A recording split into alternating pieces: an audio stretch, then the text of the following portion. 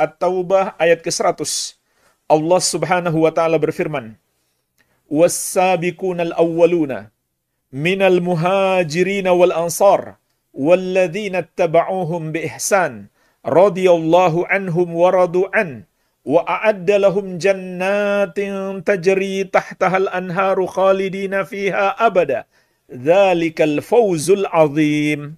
Dan orang-orang yang pertama masuk Islam, yaitu sahabat muhajirin dan ansar, dan orang-orang yang mengikuti mereka dengan baik, maka Allah ridho kepada mereka dan mereka pun ridho kepada Allah. Dan Allah telah menyiapkan untuk mereka surga-surga yang mengalir di bawahnya sungai-sungai. Mereka kekal di dalamnya selama-lamanya. Itulah kemenangan yang besar. Perhatikanlah ayat yang mulia ini. Allah telah mengabarkan kepada kita dua anugerah yang Allah berikan kepada dua golongan. Anugerah yang pertama adalah keridhaan Allah.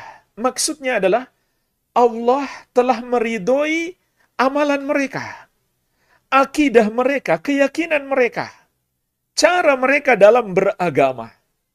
Telah diridhoi oleh Allah Subhanahu wa taala. Kenapa diridhoi? Karena benar.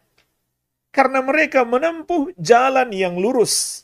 Itulah sebabnya jemaah sekalian, para ulama salaf juga menafsirkan makna ihdinas siratal mustaqim, siratal ladzina an'amta alaihim.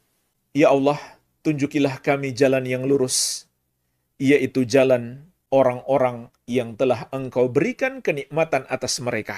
Orang-orang yang Allah beri nikmat dalam ayat ini adalah Rasulullah SAW dan para sahabat radhiyallahu taala anhum ajmain. Kemudian anugerah yang kedua adalah jaminan untuk mereka agar masuk surga. Mereka itu siapa? Dua golongan. Golongan yang pertama adalah sahabat muhajirin dan ansar. Orang-orang yang pertama masuk Islam, sahabat-sahabat terbaik yang dididik, dibina langsung oleh guru terbaik Nabi kita yang mulia, Nabi Muhammad sallallahu alaihi wa ala alihi wasallam. Golongan yang kedua siapa? Walladzina taba'uuhum bi ihsan, dan orang-orang yang mengikuti mereka dengan baik.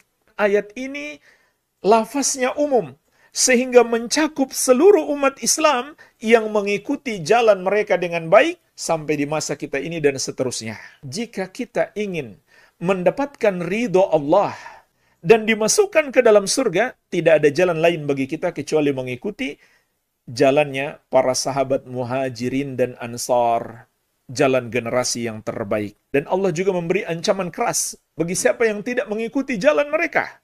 Dalam surat An-Nisa ayat 115, "Wa may yushakikir rasula min ba'di ma tabayyana lahul huda wa yattabi' ghayra sabilil mu'minina nuwallihi ma tawalla wa nuslihi jahannama wasa'at masira." Dan barang siapa yang menentang Rasul setelah jelas kebenaran baginya, dan dia mengikuti selain jalannya orang-orang yang beriman, kami palingkan dia ke jalan yang sesat yang telah dia pilih tersebut, dan kami akan masukkan dia ke neraka jahanam, dan itulah seburuk-buruk tempat kembali.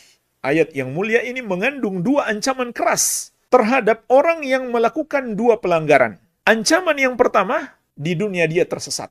Yang kedua, di akhirat dia mendapatkan azab. Apa dua pelanggarannya? Yang pertama, menentang Rasul. Tidak mau mengikuti ajaran-ajaran Rasulullah SAW, padahal telah jelas baginya.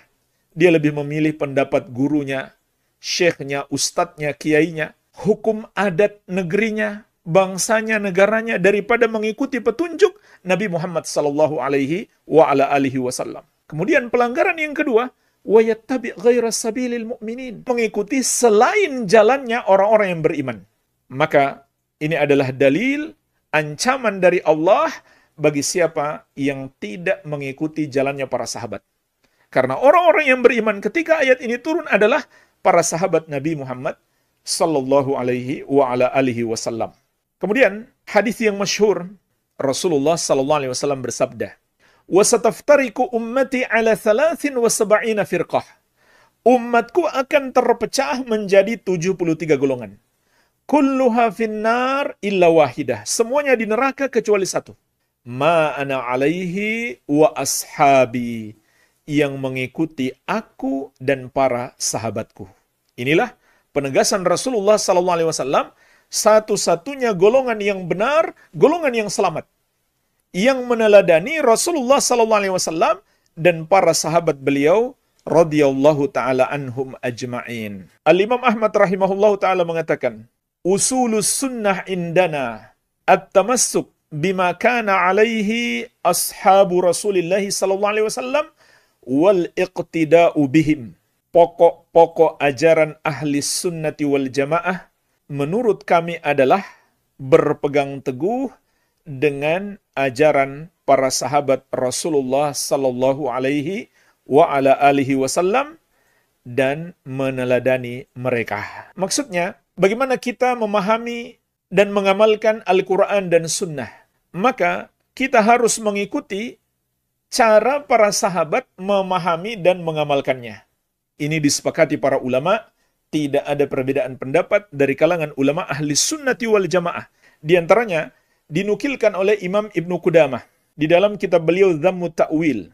Faqad thabata wujubu tiba'is salaf rahmatullahi alaihim bil kitabi was sunnati wal ijma'.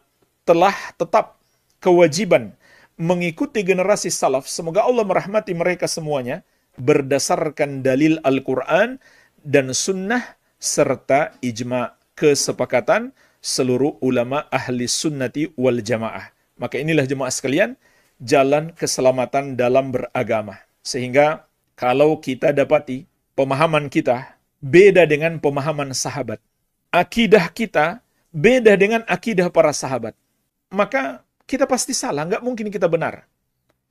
Dan ini berdasarkan akal sehat.